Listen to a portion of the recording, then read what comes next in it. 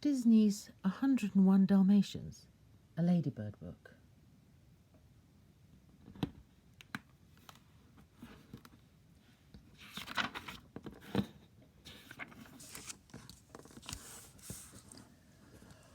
Pongo the Dalmatian lived with a young human called Roger Radcliffe in a little flat which was always untidy.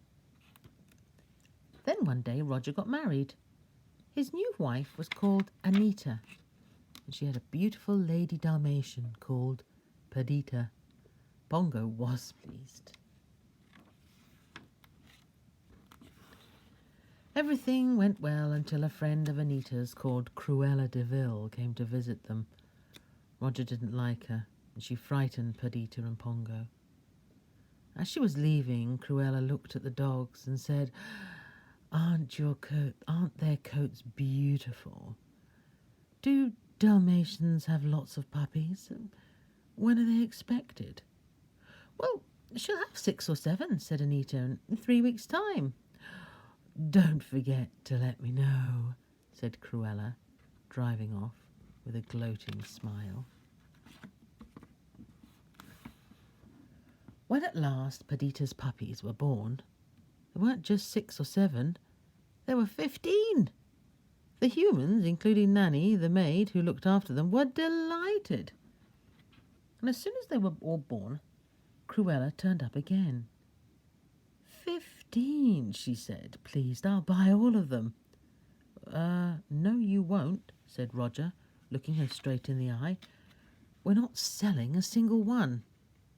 Cruella was furious and slammed the door as she left. Pongo and Perdita were overjoyed that all the puppies were going to be kept. But they wouldn't have been nearly so happy if they could have seen Cruella at that moment. She was talking to Horace and Jasper Baden, who were very nasty crooks indeed, and they were planning to dognap all those puppies. One night, soon after this, the 2 Badens sat in their truck near the house. They were waiting for Roger and Anita to take Perdita and Pongo for their walk.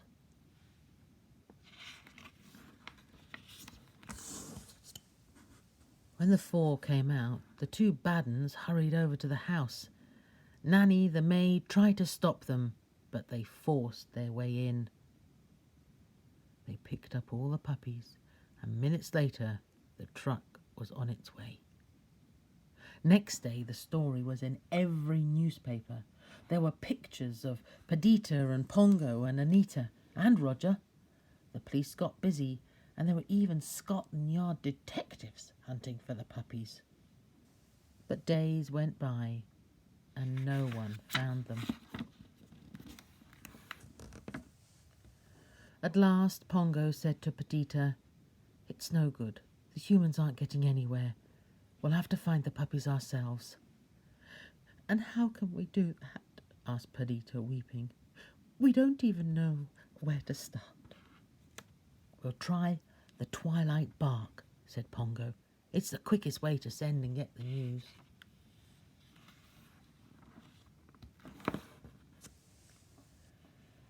By the time the 2 Dalmatians were taken for their walk that day, it was almost dark.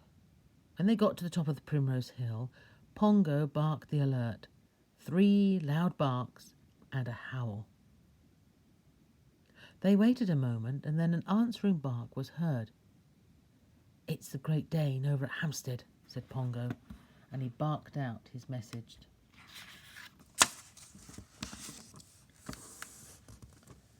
Danny, the Great Dane, was very surprised at the message. 15 puppies have been stolen, he told a terrier friend. They're Dalmatians. The humans haven't been able to find them, so it's up to us to send out an all-dog alert with a twilight bark. And his deep voice began to send the news all over London. 2 mongrels heard the alert. One said, I bet those puppies are a long way away by now. I think we should let the rest of the country know. Good thinking, said his friend.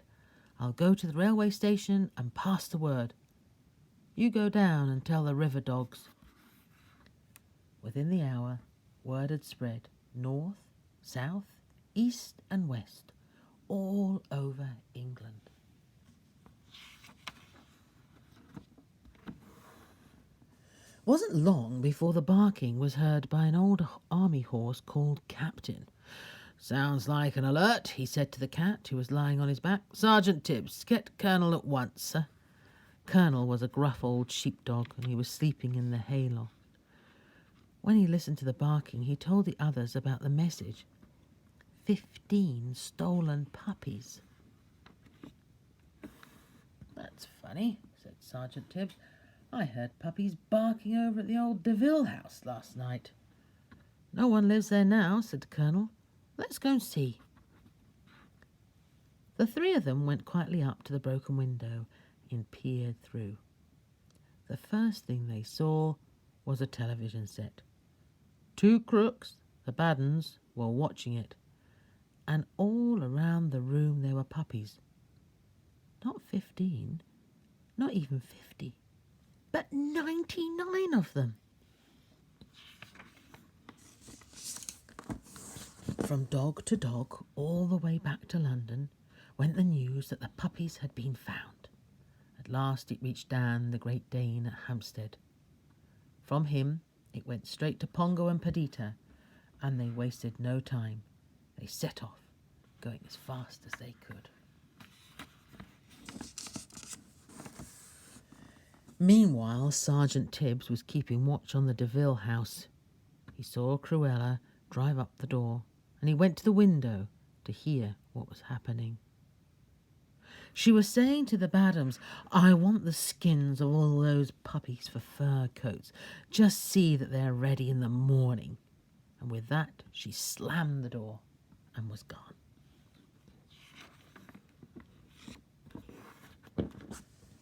Tibbs was so horrified that he sat and trembled for a whole minute. Fur coats from puppy skins? What a truly horrible thought. There wasn't a moment to lose. The Baddens were watching television again. Tibbs crept through the broken window and whispered to the nearest puppy, Tell everyone they must escape. Cruella is after your hides. One by one, the puppies crawled quietly out of the room. Then Tibbs took them upstairs to hide under a bed.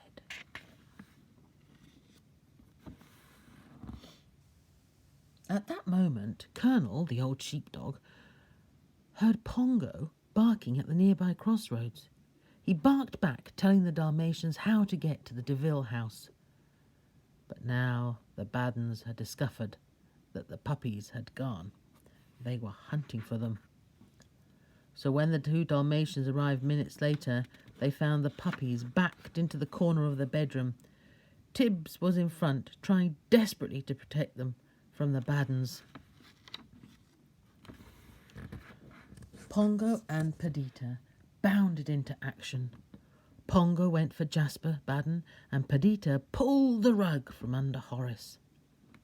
Under cover of the fight, Tibbs led the puppies out of the house and along to the stable. When they had finished with the Baddens, Pongo and Perdita dashed after the puppies. Are all 15 here? Asked Perdita anxiously. It was the old horse captain who answered, 15 and a few more. There are 99.